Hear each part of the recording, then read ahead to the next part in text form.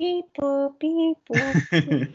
Hi guys, Happy New Year. Happy New Year. We're Welcome back. to part two with Jordan. Yeah, we're back with Jordan. He's going to continue his very interesting and very inspiring story of how he was able to gain his freedom and start his healing journey. So, yesterday we left off, or a few days ago, we left off talking about kind of when you started noticing things and, started coming out. So, do you want to kind of take it from there? Yeah, exactly. Yeah. So, um, being a member who is on the verge of leaving is a very weird state of mind to be in. It's something very it's hard to explain, but I want to try to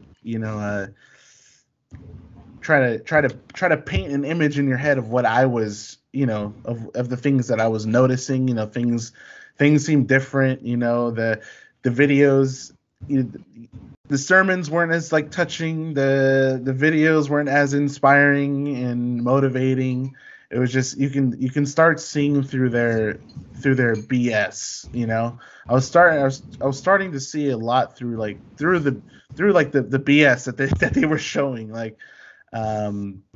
One thing is that they love to push their propaganda. They love to push their community service, and I swear we had seminars, we had even during the Sabbath they would be showing this video over and over and over about how the church received the Queen's Award.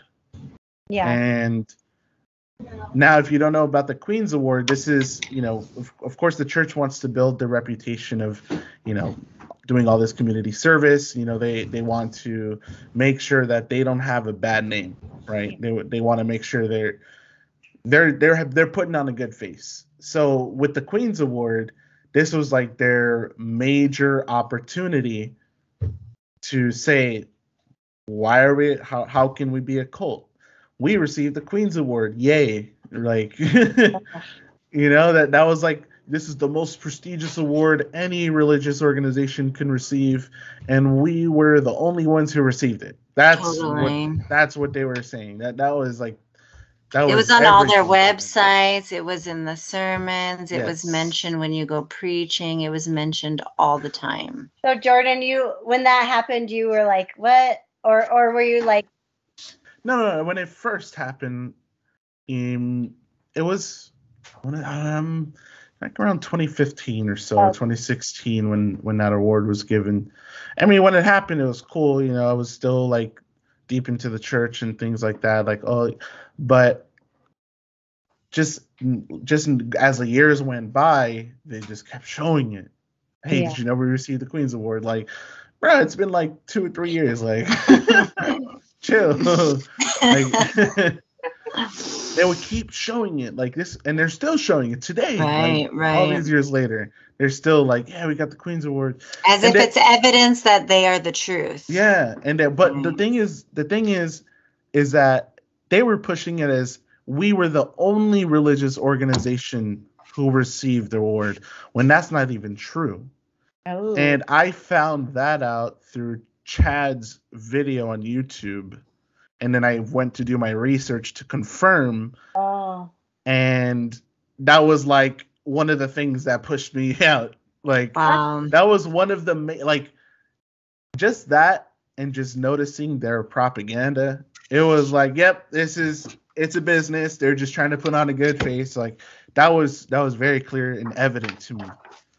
Because research shows it's fact. There were about 8 other religious organizations who received the award, and one of them was Catholic. And if you know about this church, this cult, they teach that the Catholic Church is the hub of the Antichrist, that the Pope is the Antichrist. So even the Antichrist got the Queen's Award. Yeah, but they were saying we were the only ones who received. Their website said that too, right? Didn't their websites originally say we were the only ones that ever received that? Yeah. Yes. But then they changed it, right? Didn't they change it afterwards? I'm not sure if they're still saying that, because I don't have Because once much. the evidence is there that they weren't the only one. It's just kind of strange. It's like, what's the purpose of doing all that shady stuff? You know what I mean? Or like even the Bible says, you're not supposed to, reveal your good deeds in front of man. Your good deeds will be revealed in heaven, but for God. Do you know what I mean? Right. Like they don't need to be doing all that stuff. Like I was thinking to myself, like, does a church think I'm dumb? Like, we're gonna people are gonna want to do research, and if they find out, even like, hey, you lied to us, saying that this was the only church that received it. Right. There were other ones, bro. Like, I'm not stupid. Right. So it is true. Like technology has changed their game. Yeah. But 10 years ago, you couldn't just jump on. I mean, 10 years ago, I'm getting old. 20 years ago, you couldn't just jump on the internet and look that up. Exactly. Right. You'd have to go to a library and really research it and like make some calls to confirm what they Right. So when they started their church, it was like, we can kind of say whatever the hell we want. They were able to get away with a lot of stuff. And it's not coincidence when the rise of the internet and information was when Americans started actually doing the research. The Americans who were in this church were able to have access to information online, which would have never been available before the rise of the internet. Don't you feel, though, with the rise of the internet and that information available, also there was more rise of control within the church to try to stop you from getting that information? Oh, like, you know what? Like you said, over the progress of time, like when you first started, you could go to barbecues, you could go to birthday parties, but now you are not allowed to do any of that. It's, so I wonder if that's part of the reason. That, and also they use the internet to their great advantage by creating. Okay, look, this is going to be crazy. I don't know if you heard about this one, Tony, but they actually, Kelsey would know about this one, but they actually created websites. Yeah. And this website, one of the websites that they created was, it was like a cult expert website. That's what it was. That was the theme of the website. It was a cult expert website. Like, what is a cult? What is, and they were identifying like other cults and things like that. And also in there was explaining how the Church of God is not a cult. The website, and they have multiple websites like this. They were branded as cult expert websites. Like it's manipulative. They were actually creating. I think my wife remembers. It's like catfishing, right? Isn't it like spiritual catfishing in a way? Yeah.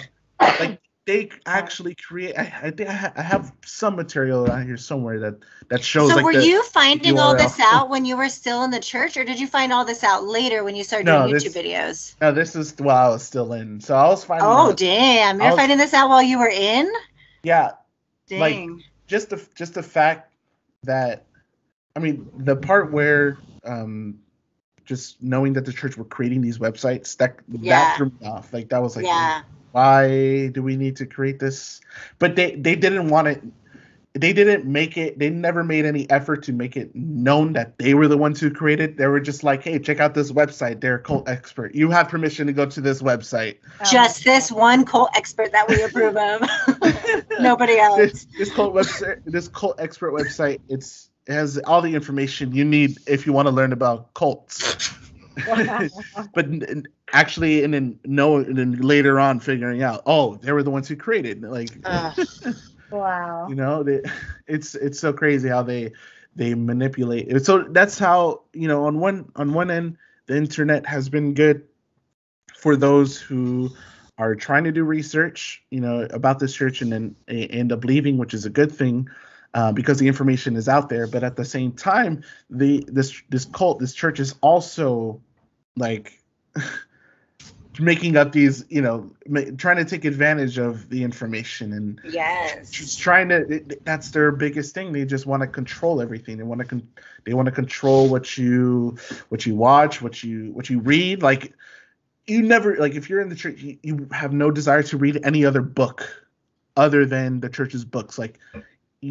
Other than the books that I had read for a school assignment, why would I want to read another book? Like, Yep. You feel all like it's useless. Tony, And like we love reading, and I for Tony, like that's 10 so years I funny. didn't read a book. What'd you It's say? been so nice having Tony out because I'm like, did you read this? We like exchange I books know. like I twice. know. But it's so crazy because as much as I love that, I literally stopped doing it for so long because I didn't want to. Not because they even really told me not to, but it was like I literally did not have a desire to read anything that was not from God. You You don't want to know? read I know it anything. sounds so crazy. You don't want to. Yeah. That's so crazy. so Like just thinking weird. about it. Like Yeah. I've never really brought it up, but just thinking about it now, like my wife when she got out. Oh, and like if you see our apartment, like we have shelves and books everywhere. Oh, Like, that's awesome. I want to Yep. meet your wife. That's so cool. Yeah, she tell her to come over and say hi to us. No, it's okay. She doesn't She's have laying on the to. Don't couch make with her, her Lissy, blanket. She's all babe. cozy. She right That's now. awesome. That's my kind of girl. So, can I ask about that? Like, did you guys come out at the same time, or No, we didn't. So, I came out at the towards the end of 2018, right around the autumn feast, and my wife came out shortly after the following spring because she still kept Passover. were you just planting doubts in her the whole time, just I like was showing her all this stuff? Did you guys most definitely. did you guys stay together the whole time though? Like you guys Yeah. lived together and Yeah, we stayed Okay, together. that's good. That's cool. We stayed together. But at the time I was me and my wife, my son, we were living with my grandmother and my brother as well. So Okay. we were all in one place, in one house.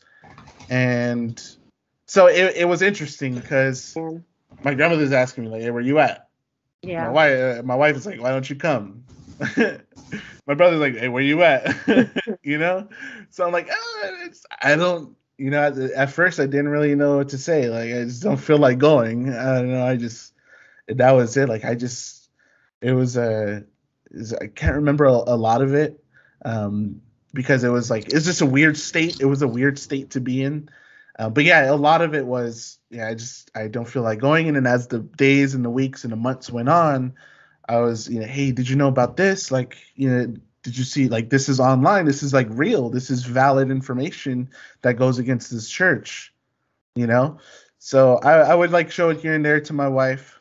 I know for sure. I tried once with my grandmother, but she wasn't having it. It was like, nope, get that away from me. Like, don't even want to look at it. Don't want to see a letter. Don't want to see a peep. Like, Yeah. Grandmas are hard. I gotta respect it. I have to respect it ultimately. Yeah. So I couldn't really tell her a lot, but I was, being with my wife, I was showing her a lot of what I've heard, a lot of what I said, and I could see doubts in her, like even before a little bit, like a while before she left, there were some doubts there, but she wanted to deny it because the thing is, in a church, if you're a member, you're just like, but the prophecies, they fulfilled the prophecies. That's like that's the foundation of your faith. Like if you're in this church, the foundation of your faith is that this man who says who didn't even claim to be God the Father, he he fulfilled like the 37-year reign of King David, so he has to be the one. And then he revealed mother. He revealed mother who mother is, and that's like the foundation. Even though he didn't. Like, even though he didn't, like they fabricated all of that, Right. and that fabrication created the foundation of everybody's faith in there. Like everybody's faith in there. I'm not exaggerating when I say the foundation of their faith is the belief that he is God, and he revealed God the Mother. He pointed to the person, even though he never did. He pointed to the person who was leading the church and who was going to, who is God the Mother, who is your mother.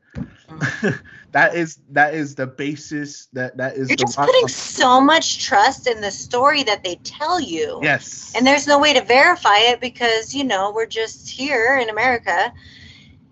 So that's how I knew.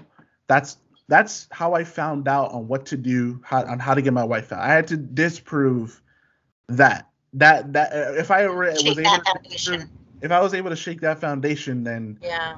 it would just at some point, like she has to be the one to leave. Like I can't pull her out. Right. I You can't. understood that. You understood that Yeah. mind. Yeah. I can't like create an ultimatum or anything, or I can't do any of that. You know, it's just not right. You're so wise. You were so patient and wise because that's not easy, you know. Right. No, I'm super thankful on how it all went through, and like they went and kept Passover. You know, I was like, at some point, I was getting to a point where like, you know, well, if you're happy, I mean, just do it as long as you're happy. We were still gonna, you know, be together.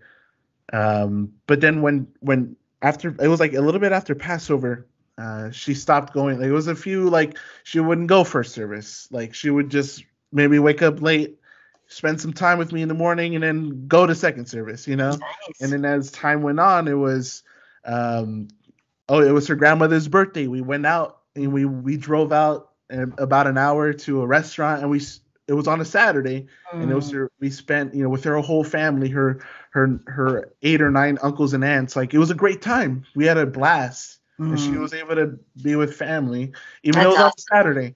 Right. And so it was like she never really, like, she progressively got to the point where she just didn't show up. You know?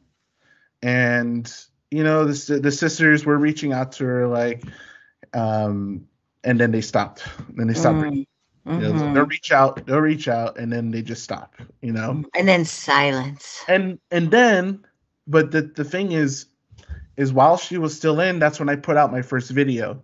So then she started getting dirty looks. Oh yeah. You know, so then she started seeing the fakeness, and this is not unconditional love. It seems like this is a conditional love type thing. That must have been good for her to see, though. Yeah. And she started getting certain looks, and she noticed it right away. My wife is great. Like, her intuition is like on point. Like, she senses that stuff. And she knows, like, why do you guys give me these looks? Like, I know I'm married to the, you know. I'm not making the videos. Like, I'm not doing that. That's him. Yeah. And Tony, did you feel that way about your husband when he left? It's so similar. Like, it is so similar when you're talking. Like, I was still in deep. Yeah. I was in deep, but, you know, my husband was just kind of like patient and waiting. Kind of, you know. There were times where he'd be so mad. I'd come home at 2 a.m, you know. Like, where have you been? And I'm like, church, I swear to you, I've been at church, you know. But, like, to somebody else, it may be like, why is my wife out with my kid until 2 a.m. every night, you know? So he would get mad about that. But eventually he was patient like you know, and then, you know, just wait. I mean, because I was a member, I know it's not just like, hey, all right, hey, look, this is a cult. Right. Time to leave. All right, I'll leave. Like, it's not like that. It's not going to happen. 100%. It's like never going to happen. Right. Especially for someone who's like, my wife was in for like 6-7 years. Like, she was in, you know, she had, you know, she preached, she went on mission trips. Like, she did her studies and everything. Like, she was no regular, just run the mill member. Like, she was doing things. She was. I don't feel like you could spend more than 6 months in that church and not be 100% in belief of what the teachings are, because it requires so much of your time. And I think within a week they got you.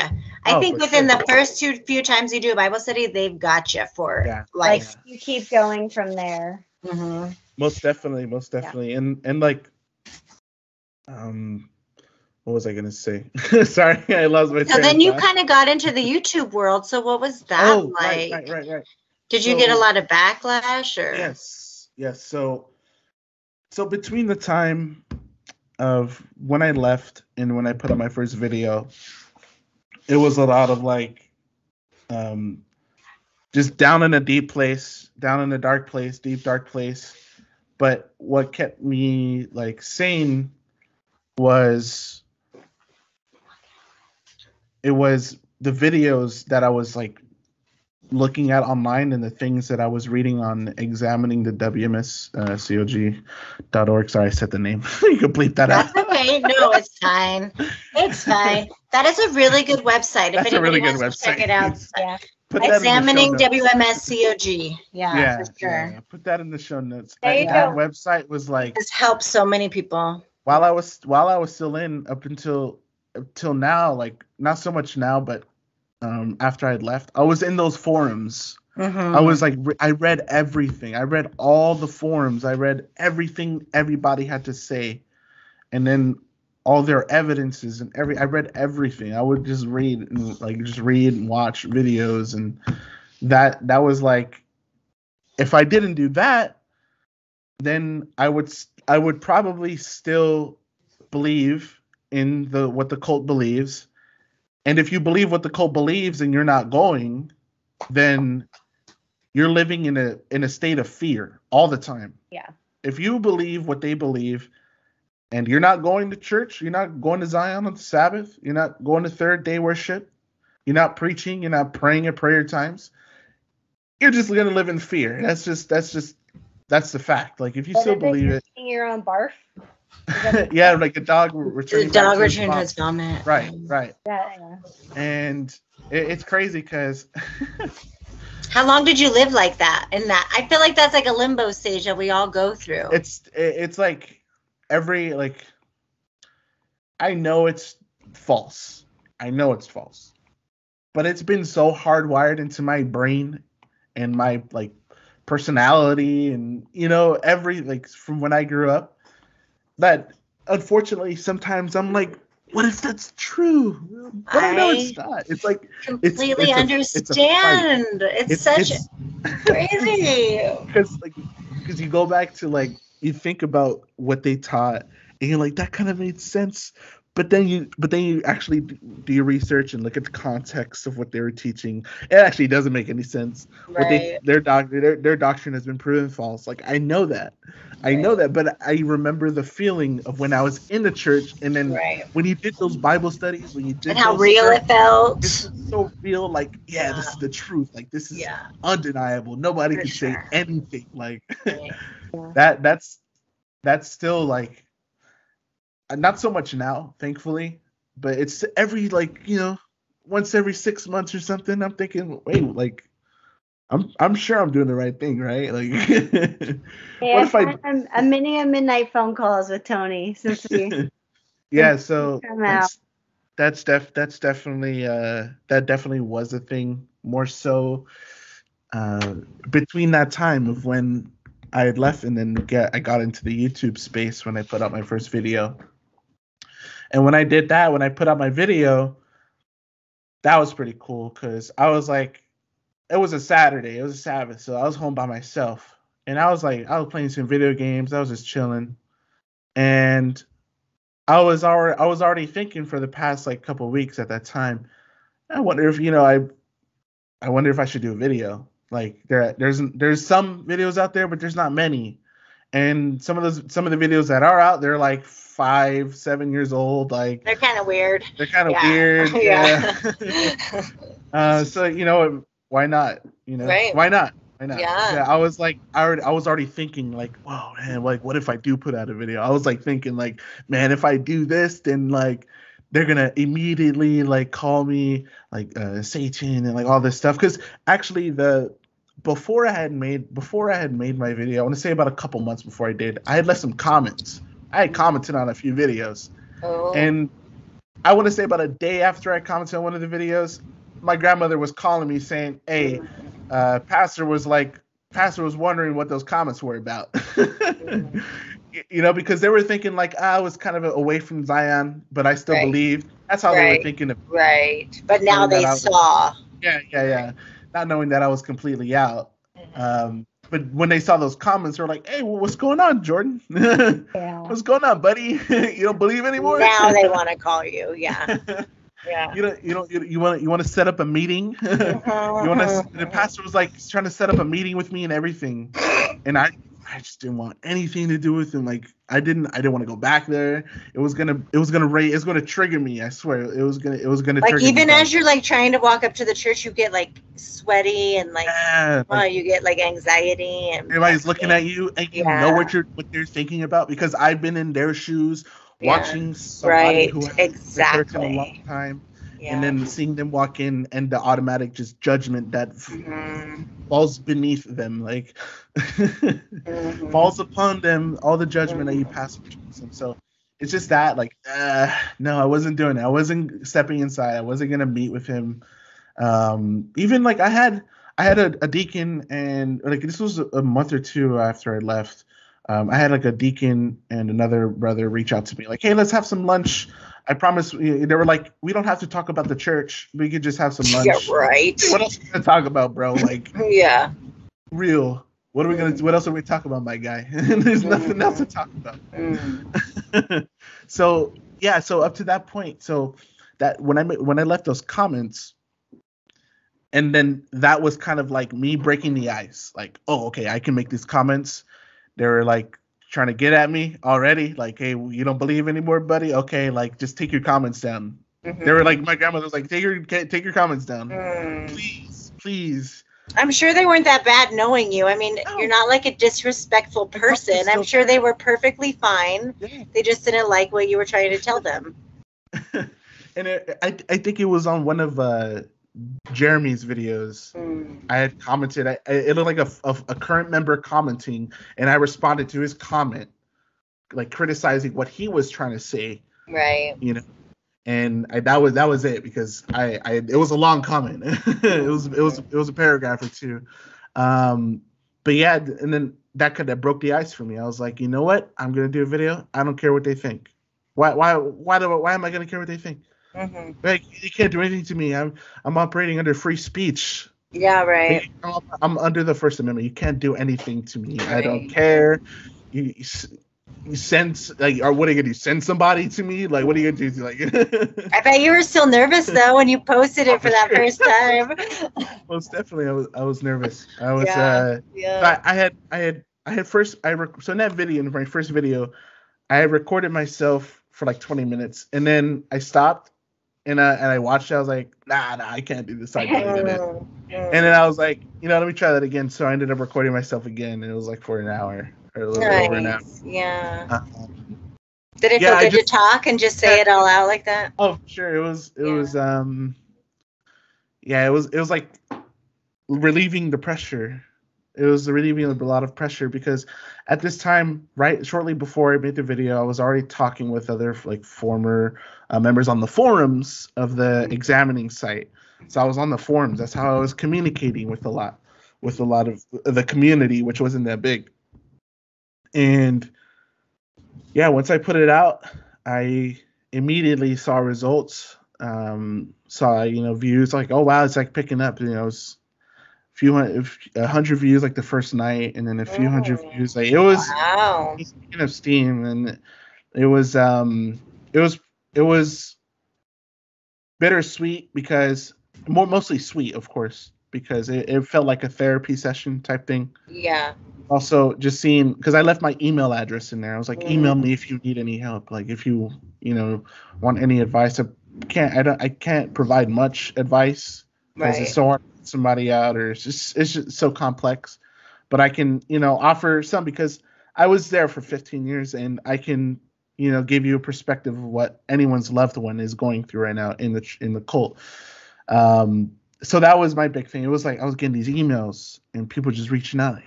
Hey, I'm trying to get out. What do I do? Or I have my daughter's in this thing. Can you call me? Can you talk to my son? It was a lot of that, and I was doing also, because I have like some PowerPoints as well of when I was a group leader. I was sharing these like PowerPoints. I was sharing like the information that I had with others as well, like with others, just trying to know more about the church, just trying to get this information out. That's what I was trying to do. And I got with, I don't know if you guys heard of Steve Matthews from Great Light Studios. The reason why Jordan over there at Great Light Studios and Steve Matthews has those books, because I was able to provide them with the books. Thankfully. Wow, right. Like a lot of their like the material that's out there, I kept all my stuff, and I still have a lot of it. But yeah, I was able to just provide it for the better. And he No, they have done a lot of good They've done videos. like the Staff of Moses book. Mm-hmm. Like no regular member can get the Staff of Moses book. Right. The Staff of Moses book is like you need like with great power comes great responsibility. Like that's the Staff of Moses book. Right. They have certain levels of books that members can have. So that's that interesting. Book, that if you guys don't know about that book, or you, Lindsay, that book is the book where they disprove all of the accusations, or not like accusations of the church being a cult. This is how you rebuttal that. This is our rebuttal book on how you rebuttal all those things when it pertains to doctrine wise. Wow. So Tony, did you have that one, or did you have notes on that? Okay, do you guys want to hear something crazy? Yeah. Go ahead. My husband received that book because we were house church leaders. But because he kind of, quote unquote, fell away before me, I felt that it was my duty to give it back to the pastor. So that's what I did. Tony. I did. I'm so mad. I know. But I remember it, and I read it. I read the whole thing, and it's like the countermeasures, and how we would, fight against all the things. That's what they call it, the countermeasures. Yeah. How do you counter everything? That was like their big thing was, Satan and his workers, they know how to use the Bible, right? And like they know how to use the Bible as well as we do. So it's such a protected book that I was like, I can't let this get in his hands. What if he uses it for evil? So I gave it back. And Pastor was like, good job. Did you tell him when you did that? Well, he didn't care. He didn't care about any of that. He was like, get rid of him. He doesn't care. I didn't tell him, though. No. I'm telling him. I'm going to send him a text right now, actually. I'm sure he knows now, but. Wow. Okay. Sorry. Anyway, Kate, then Jordan, what happened? Yeah. So, so a lot of those people were reaching out, just trying to get more information. Yeah. And it's been helping. Like Great Life Studios has been able to put out a lot of content. Even I did an interview with it was a college, I think it was like a college student doing an interview for their university's a newspaper. Oh, cool. And this newspaper, like a lot of people read it, I guess. Like it's very public. I have a link. I have a link. I'll send it to you, Lindsay. You can put it in the show notes. Yeah. But yeah, I was doing interviews. Like I did one for like Great Life Studios and this university student that was able to. This newspaper is online, so like anybody can read it. So that feeling was pretty cool. Just being able to be a concrete source. Putting this information out, because there's not a lot of that. We have the examining site, which is amazing. Mm-hmm. But other than that, there's not really anything else. So that was my kind of like goal, was to have more people like share their story as well. So I was talking with a lot of like former members, and I actually got a couple people to make videos as well. And their videos got views and helped more people come out ultimately. Right. Everybody I've talked to has said, "Oh, Jordan's videos always help me." Yeah, and so that's really nice. Like I remember that feeling. Like and it's crazy that Chad didn't even know it, but his videos, right, one of like one of the main videos I always went back to. Like I listened to him, like, yeah, dude, like that makes so much sense. Right. That makes so much sense, and like, why wouldn't it? Mm-hmm. That video so being out there for that long without him knowing, just like so poetic. Yes, like what's that called? Poetic justice or whatever. Yeah. Like super late. Like I did that to him, but like it's so cool that it was helping people without him even knowing it. Yeah. But then I started doing Zoom calls with a lot of us former members, like missionary, or formerly known in the church as Missionary Ron. Since me and him, we go way back, even when I was a child. Like he knew me from when I was a child, so I was able to keep in contact with him. He was like one of the one of like the main enemies of the church, like back in 2011 when he left. Like they made a video dedicated to bashing him and the other one who left, Diane. But yeah, Ron is still cool to this day. You know, I can talk to him whenever I want. Like, this guy was a former missionary, so he knows a lot of stuff that, that went on, and just creating the community.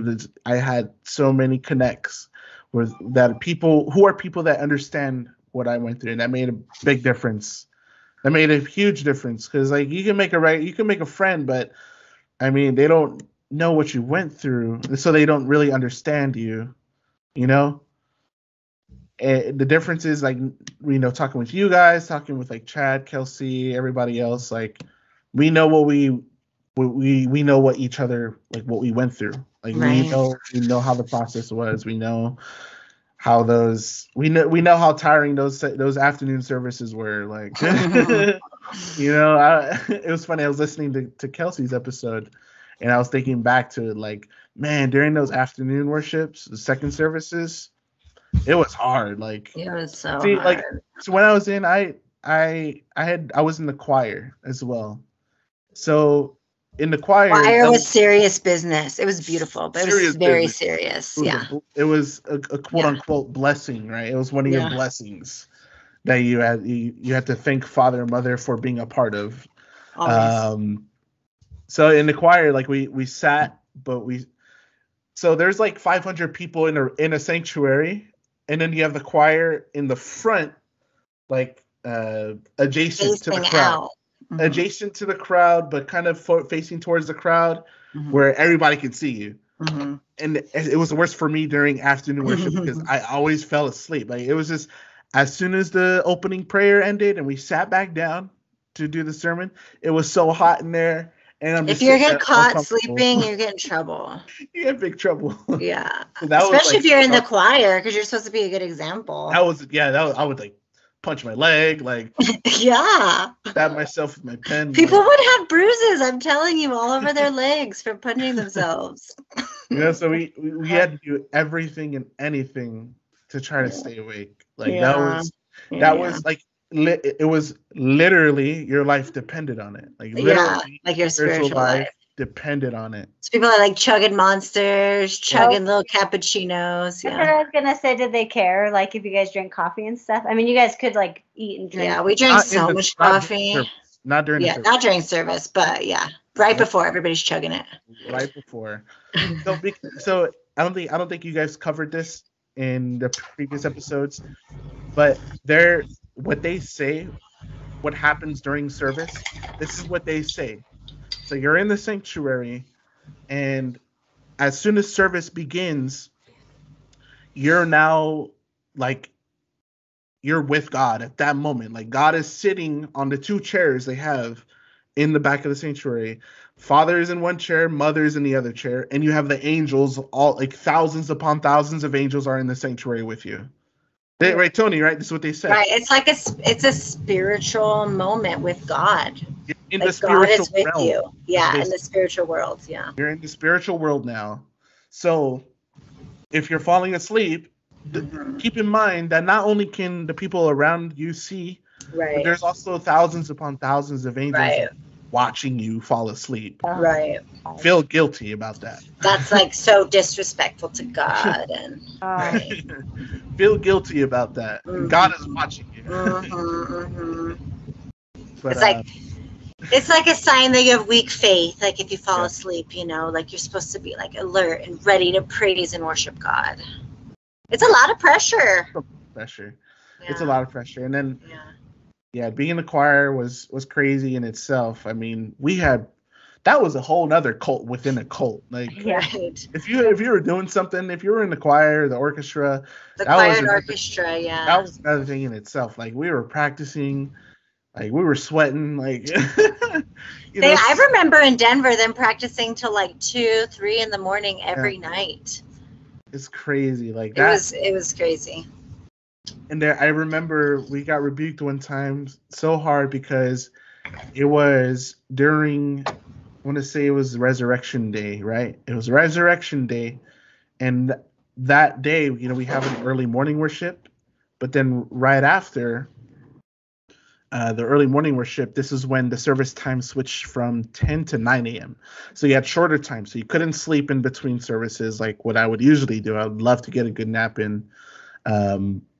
So we didn't have much sleep. I remember everybody was tired and we did not sing very well. Like we did not sing well. Like it was, you can see the faces. Like we did not sing well. And we got rebuked so hard. Like we are worthless. How could we ever put a performance out like that? Like it was, people were crying. It's very military, right? I mean, you're and I was in the military, so I was like, it's very similar. Right. That's crazy. But how sad. That was. You're like, we're just tired. Just want to take a nap. No one's ever gonna say that though. No, never. That's a sign of weak faith, yeah. And like, so you would get rebuked for little things. Like one time, so after I was a leader, after I stepped down, I was like, I'm not like, I'm gonna participate in some of this stuff, but at the end of it, like, I kind of don't want to. Like, I had no fervor or motivation to go to the group meetings or participate in their nonsense. Like I was just so over it. So like one time I was like, it was shortly after lunch and I was watching a YouTube video on my phone, right? Which is a huge no-no, right? I was just like, fuck it at the time. Wow. I was sitting there. I was like, you're so brave. I was showing like I forgot what YouTube video it was, but I was showing like another brother, we were watching this video. And then the pastor came up to me and he just like told me to get up. And then he was like rebuking me like right then and there in front of all these other, brothers who at this table, which is like 15, 20 or 20 of them. Like everybody's listening and I'm like being put to shame in front of everybody just because me, a grown man, is watching a YouTube video on my own time. On your own phone.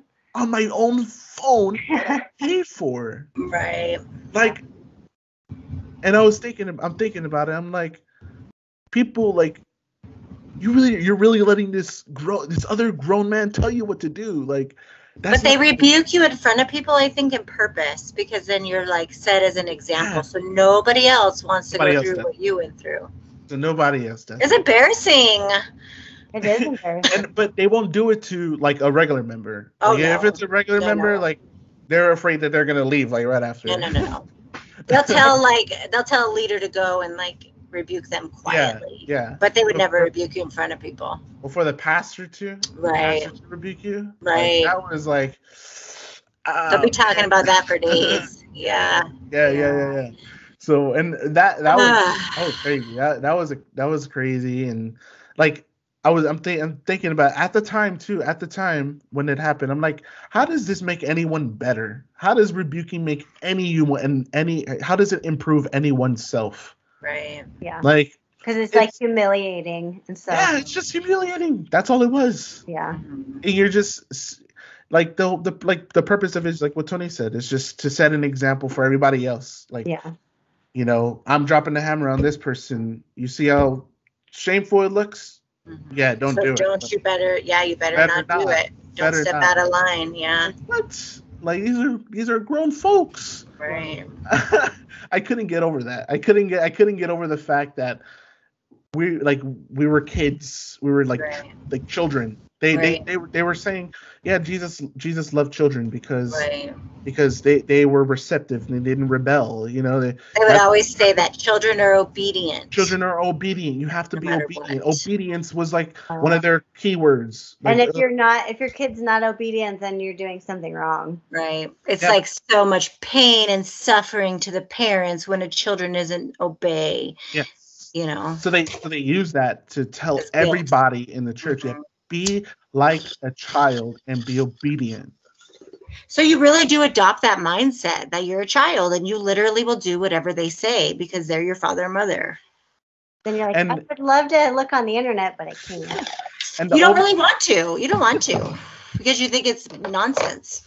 They right, like I want to say early 2018, this video came out. The church made a video, and the theme, the message of the video was comparing goat to sheep.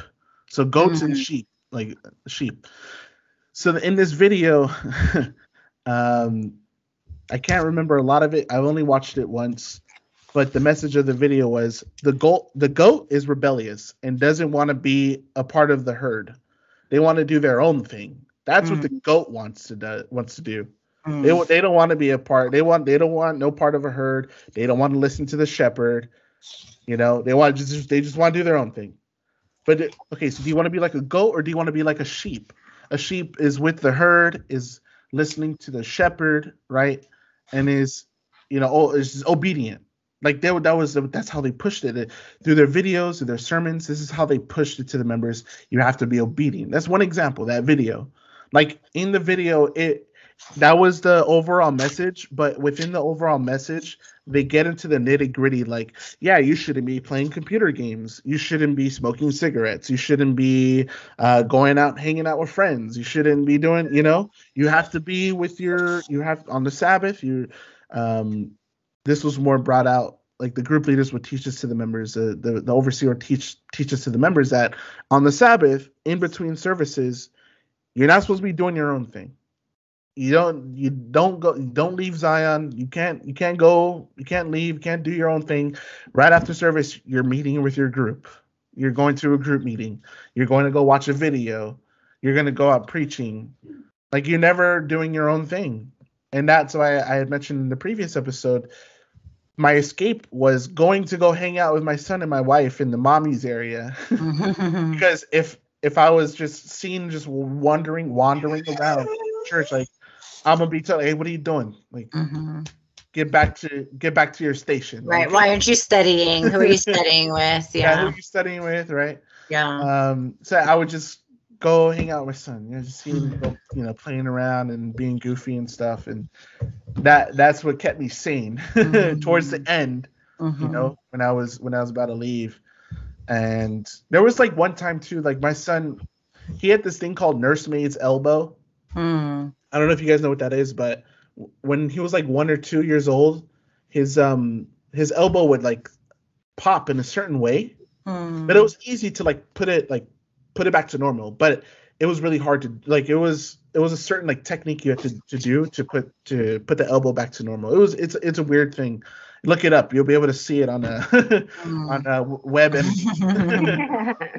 Don't send me and Tony there. We're not gonna. Right. Well, so my son had this condition, and it was right before third service, and my son had gone through it. Nobody in the church nobody knows how to fix this. I'm gonna take him to the ER. All right. I grabbed my son. I took my son to the ER, and all this is going on through third service. Like, at that point, I was like, I don't even care that I'm missing third service right now.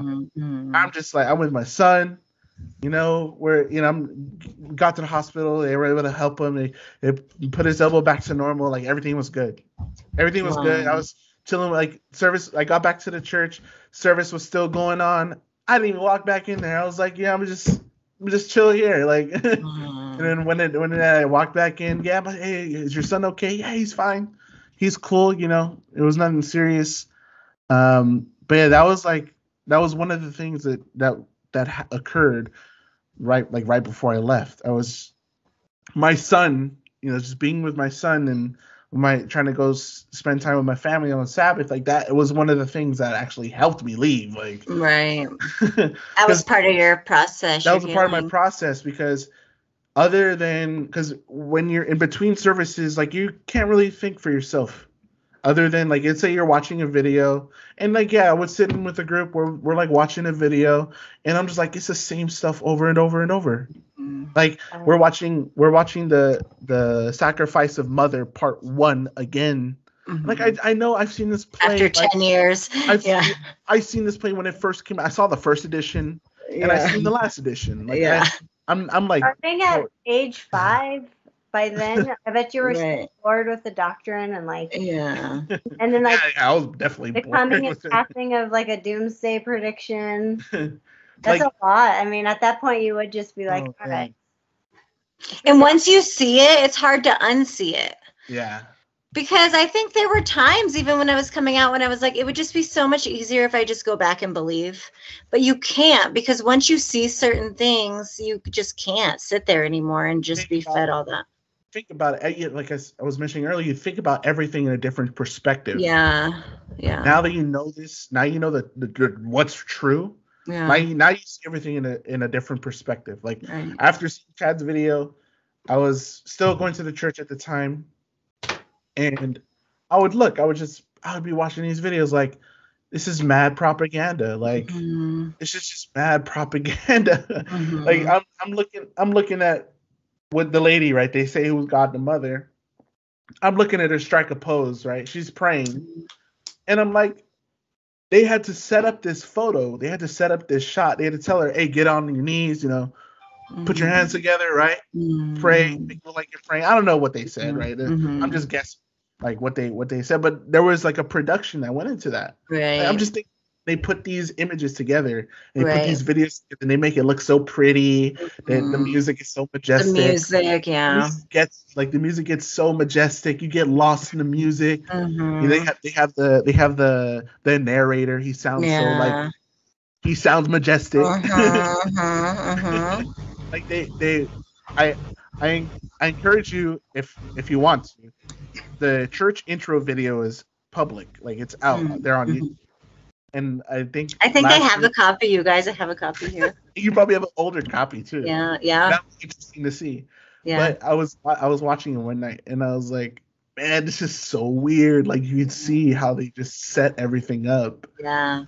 And it's like you're literally at the end of the video, the intro video. If you could watch it on YouTube, at the end of the video, it says, "We love you." The name of the church, right? The Church of God loves you. That's the message of the video. We love you. We love you. We love you. We love you. And that's said repeatedly in the video, and that's how it ends. The Church of God loves you. We love you. Love bombing. That's the first video that you show to a brand new member. You bring in. You show the video. This is what our church is about. Right. That's true. That is the first thing that they see. Like if there's nobody to study, they'll just show you the intro video. So that's what they see. And it's just a bunch of white people that, are like praising the church. Yeah, right. They show, and then they show like, they show like the member count, like 3 years. They show all the churches, most of the churches, at least in the States, in the other countries as well. They show most of the churches. They show how when they go to the Korean churches section, when they show off all their locations, this is where they really try to flex. This is where they really flex, because the buildings that they have in Korea for the church, they look amazing. There's some great pieces of architecture, like they look really good. This is where they flex. Like they're literally flexing their muscles, the grandness of their buildings to the new people who are watching this video. Like, hey, look at us. We got we have all these buildings, all these locations.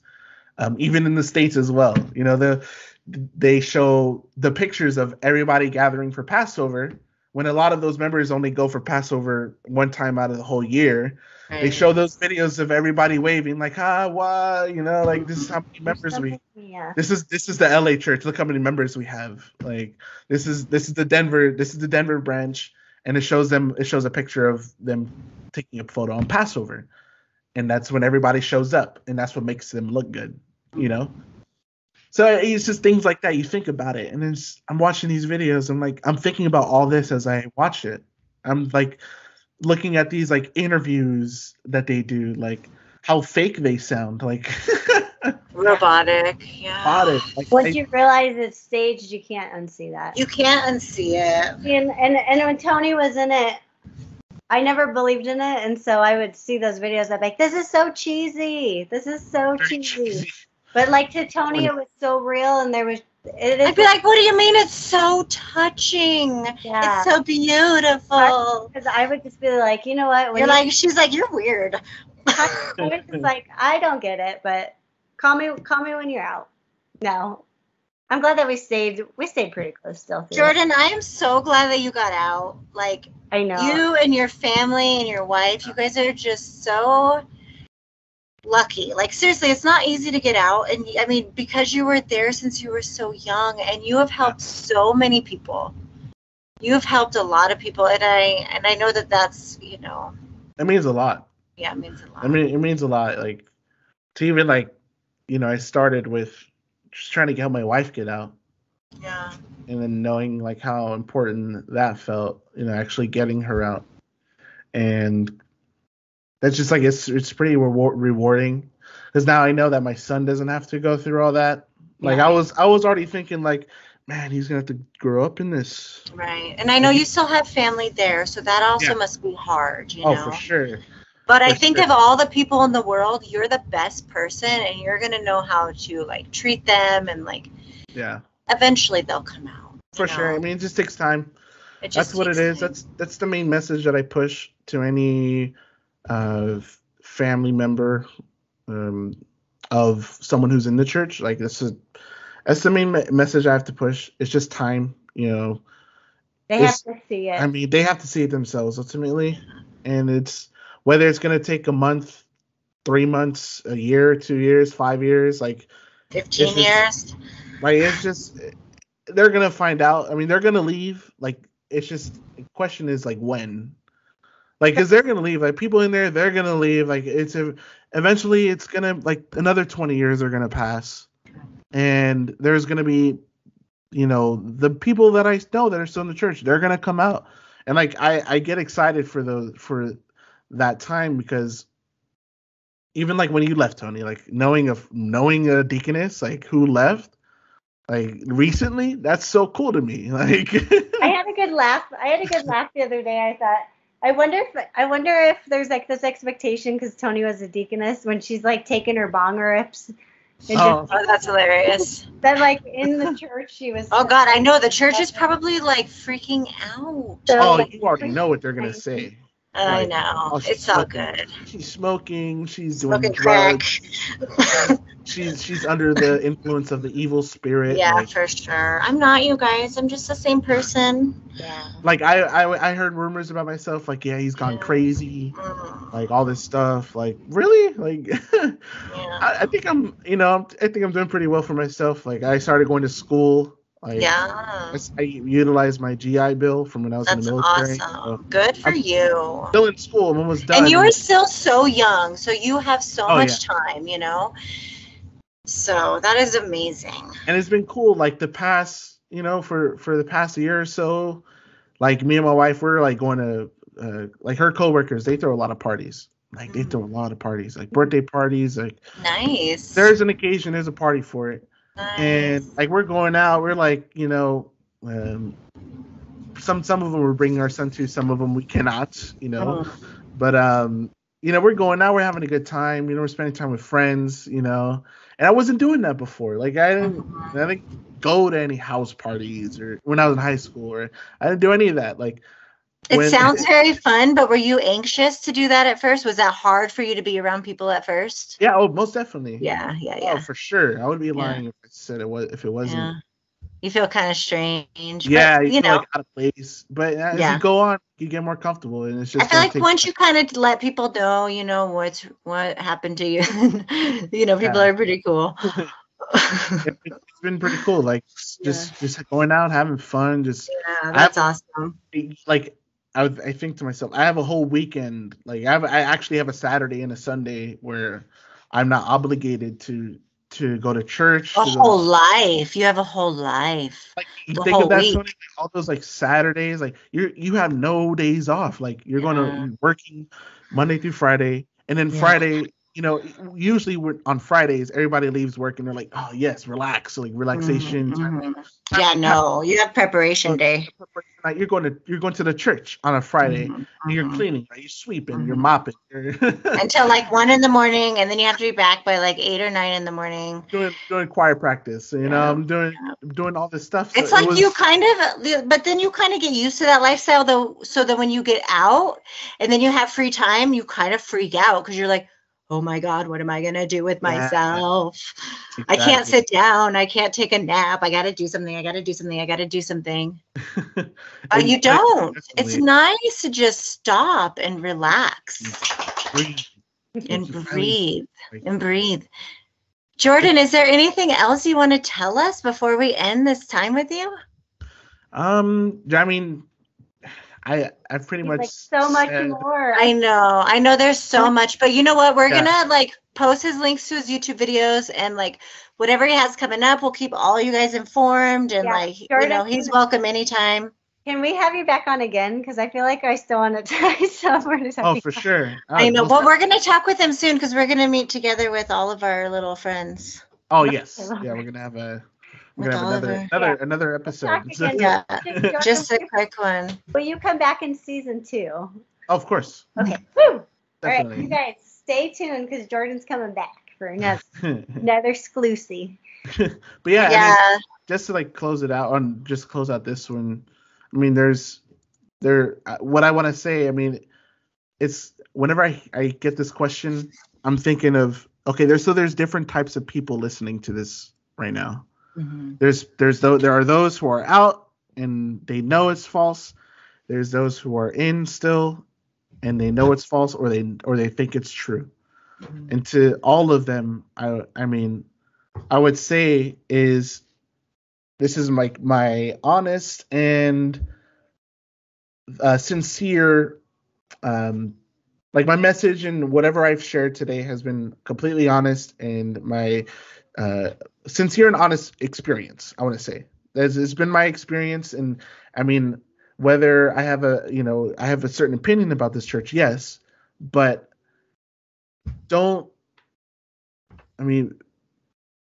keep doing your research. Keep doing your research. I mean, listen to things like this. Listen to to videos of other former members, and then kind of piece together something that creates a valid message of what this cult is actually about.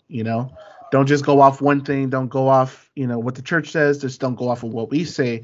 But listen to a collective group of people, and maybe have someone else listen to this podcast as well and see what they think, or tell somebody else about this church and see what they think about it, and just get an objective opinion about it. Don't have like a bias or anything, but just get an objective opinion.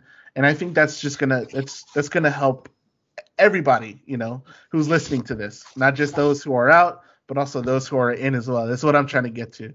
I want to have the same message for everybody who's listening. Just use this episode or this recording as it's an objective view on the church. Right. It's what we went through. It's our honest experience. And it's our experience. 100% sincere. Right. I'm not slandering, because slandering is lying, and I'm not lying about anything. Right. That's what they're going to say. Oh, you're slandering the church. Shut them down. I'm not slandering. So those who are you in, I'm not slandering. Period. And this, going by the definition. But yeah, just do your research, and that's how. If you're happy in this church, as long as you're happy, if you want to stay in the church, be happy. Like, I'm not telling you to leave. If you're happy, then do what you want. But if you're not, which I know is a vast majority of those who are just in here and they're burnt out, because I saw it right before I left. I would see it in other members. I could see it in their eyes, like how tired they are. I can see it in my grandmother. I can see how they're tired in their eyes. And just when you're ready, get this information, collect it, build yourself an objective opinion about it, right? Then come to your conclusion of what's going to make you the happiest. Right. You'll be okay when you leave. Yeah. You will be okay. I never got struck down by lightning. I didn't lose my job. I didn't. I didn't. My bank account is still in good standing. Like nothing. Probably better. Up, is that life is fine. Life is good. Like it's okay. Yeah. It's okay to do things you want to do because you want to do it, not because somebody else is telling you to do it. Right. That's a great message. And that's what I just want to share there. Just do your research. That's it. Right. I love it. And I love it. Do what makes you happy, and that's the most important. Just do what makes you happy, and that's all you need to know. Drop it. You should drop it. Oh, and I also want to shout out my auntie, because she listens to this podcast. Oh. Yeah. Hi. I want to shout her out. She'll love that I shouted her out. Yay! Thank you for emailing us early on. We love it. You're like our first listener. We love it. When your aunt emailed us, I was like, "Is this the Jordan you just showed me?" Yeah. Yeah, we're like famous. So excited. Right. Yeah. No, I want to shout her out because she's been integral in my process of. Yay! Thank you like, for families who are patiently waiting. She's like, I talked to my wife, I talked to Monty about it. Yeah. That's like the only people I talk, like, and then you guys.